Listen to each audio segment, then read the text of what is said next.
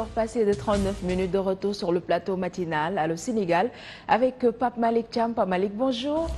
Bonjour Aïcha. Ça va, vous allez bien ce matin? Ça va très bien, alhamdoulilah. Très bien. Alors Pape Malick, que pouvons-nous retrouver à la une de l'actualité politique et économique de ce matin?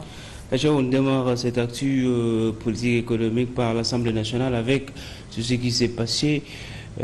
Suppression des deux institutions que sont au Conseil collectivité territoriale et Conseil économique, social et environnemental, mais aussi est-ce que le président de la République va dissoudre l'Assemblée nationale, oui ou non, lors de l'ouverture de la deuxième session extraordinaire de l'année 2024 de l'Assemblée nationale. Le député Ababa a pris la parole pour critiquer la gestion actuelle des institutions démocratiques du Sénégal et appeler à une plus grande transparence et clarté. Une sortie remarquée, au lieu d'aller donner des leçons à la CEDEAO où se prétendent les grands de l'Afrique. Notre rôle aujourd'hui nous montre que notre démocratie a encore des étapes à franchir, y compris en matière d'intangibilité des gestions crédibles et équilibrées.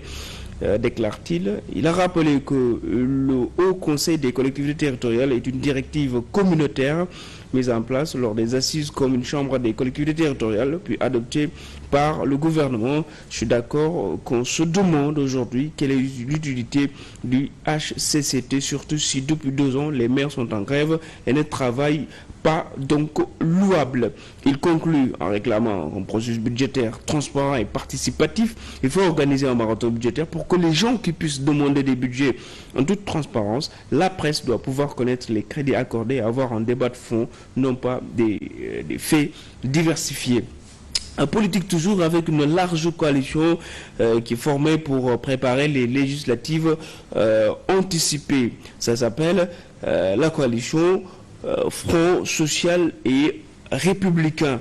En prélude des élections législatives, des leaders de partis politiques ont décidé de faire bloc commun, unis autour du Front social et républicain, les leaders regroupés dans les coalitions Ensemble pour demain ou bien Domogo se sont rencontrés mercredi dernier pour de larges échanges.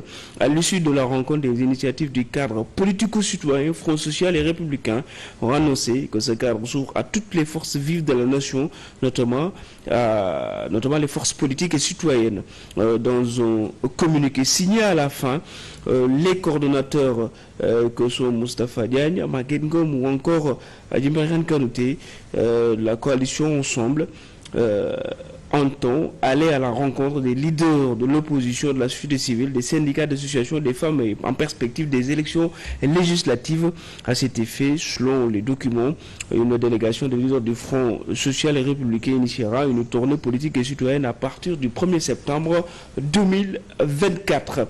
La coalition Benno Bokk Yakaar raconte les 12 ans de Macky Sall, où dans un livre blanc, la coalition Bébé Greg a rendu public, c'était hier, pour ce livre blanc pour la gouvernance de l'ancien président Macky Sall. Il s'agit du travail colossal couvrant 12 années que la grande coalition Benno Bokk Yakaar sous la présidence de Macky Sall, un homme d'État aux qualités exceptionnelles, a dit Sidiki Kaba, le dernier Premier ministre sous Macky, soutient que cette somme de réalisation concerne une multitude de secteurs vitaux pour la nation, notamment les zones rurales qui ont été au cœur des priorités de notre coalition pendant notre mandat, dit-il. Je demeure convaincu que cet inventaire sera une réponse limpide, lumineuse et pertinente à toutes sortes d'attaques infondées, de jugements injustes et de déclarations populistes recensées ça et là, a-t-il insisté. Selon lui, le style choisi est non polémiste. La démarche adoptée repose sur un argumentaire soutenu par des chiffres et des données irréfutables qui fournissent une photographie exhaustive de la situation réelle telle que transmise en avril 2024, a dit l'ancien Premier ministre Sidiki Kaba, qui met ce livre blanc dos à dos par rapport au projet du parti PASTEF en concurrence. Aïcha, c'était tout pour cette actu essentiellement politique de ce vendredi.